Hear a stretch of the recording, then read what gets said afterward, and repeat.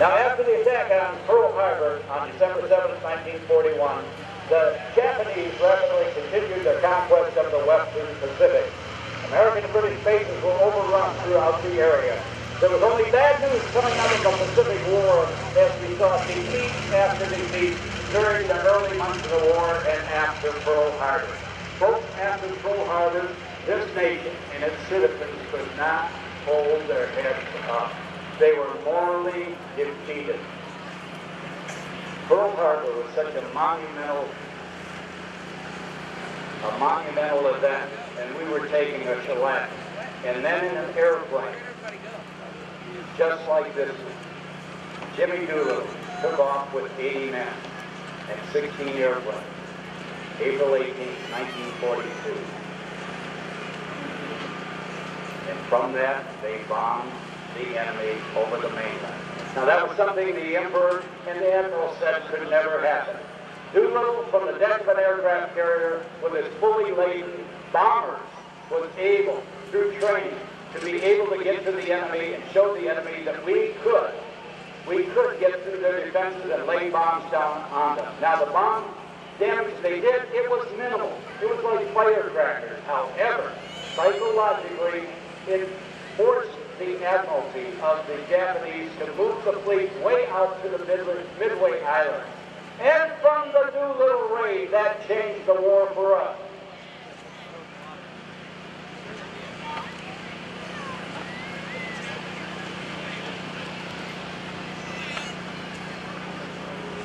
Now here comes Panchito, named after a feisty rooster in the 1940s Disney release, Three Amigos. This is what the Japanese might have seen. The Bombay doors are open. There is a look at the business end of the airplane, inside of where those bombs were kept. Now North America built this airplane. The 1,700 horsepower on each side of that airplane. The engines are right engines and they bark. Here comes Doug Rosendahl with the Tuskegee Airman P-51. Give Doug a big round of applause as we get ready for the second pass of Panchito. Now, as Panchito makes the turn back to show center, the crew will show you, as you said, the business side of the aircraft. They would have a full load of 500-pound bombs or general demolition bombs. In addition to that, they were covered with cannon fire in the nose, in the sides, in the tail, on the top, and on the bottom. These airplanes, this twin-engine airplane, faster in the dive in World War II than many of the fighters we had before the war started. There is the business end again with the Bombay doors open. Now the B-25 was widely used for low-level dive bombing, especially against the Japanese naval targets. Now watch Panchito simulates a dive bombing attack on a Japanese warship. The attacking B-25 would be strafing the ship as it approached and then drop either a 500-pound or a 1,000-pound bomb on the ship as it passed over. Now with cameras mounted in the B-25, they had such awesome cannon power against the enemy's naval fleet that quite often they would see the crew members leaving the ship, jumping over the deck rather than take the wrath of the cannons and the bomb of this aircraft.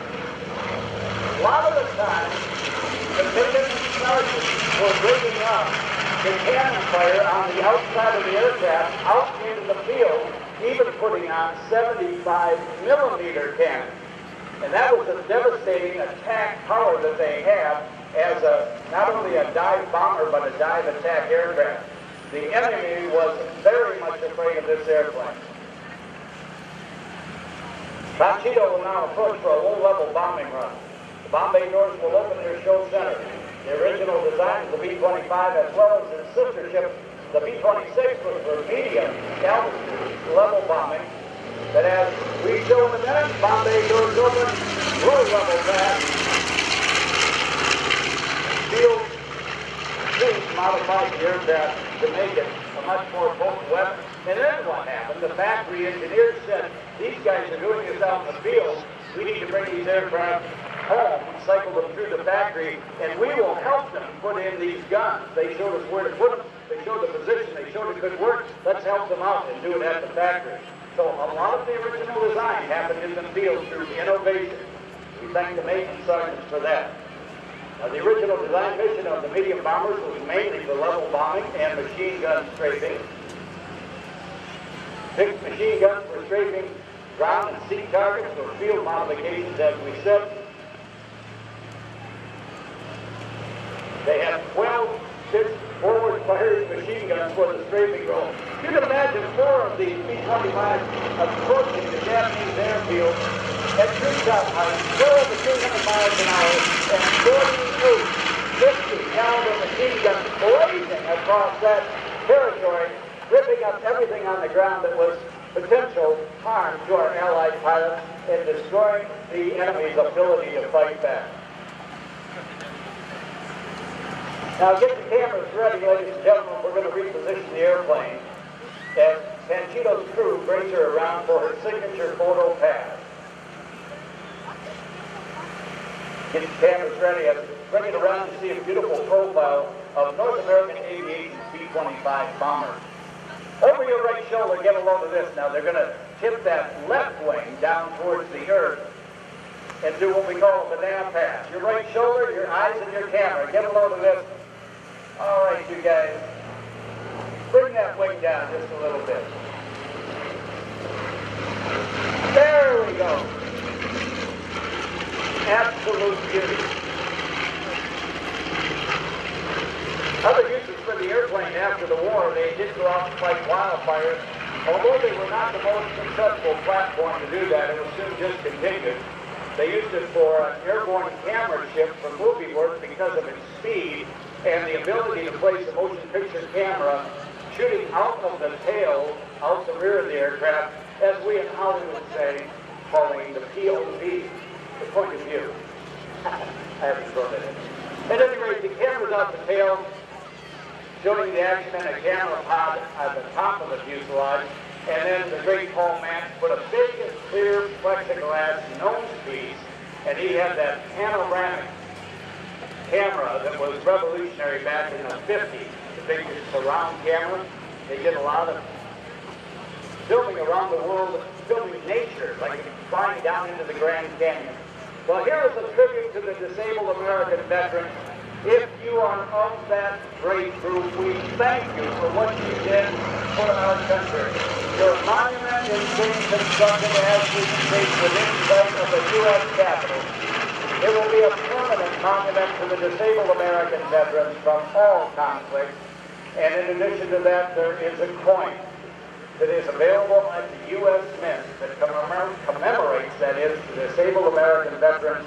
And by the way, I signed up, I purchased mine, and I have one on display. For the first time in our nation's history, a monument will be built to honor and offer permanent tribute to those who are among America's most courageous heroes.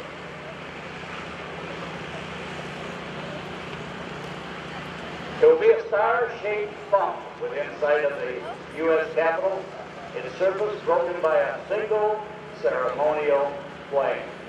Then a 200-foot-long granite wall on the western boundary with inscriptions from past presidents complete the memorial's framework. Once again, remember on the World Wide Web to pick up your commemorative coin issued by the United States Mint, the American Veteran Disabled for Life Silver Dollar, on the World Wide Web, usmint.gov. Remember when Doug Rosendahl was flying and landing the P-51? We talked to you about the tailwheel environment. Well, I told you that not every airplane in World War II had a tailwheel. Here's an example of a tricycle gear bomber. But after the war, we were going to take that third wheel and landing gear and move it up front. That was going to dominate the way things were built after World War II. The day of the tailwheel was pretty much over and allowed two different things. With that nose up, you can actually see forward. You've got forward visibility as opposed to having it blocked when the tail wheel goes down and the engine blocks all forward view. Also, in a crosswind, the tricycle landing gear, like the Panchito B-25, is much more controllable in a crosswind than it is with a tailwheel aircraft.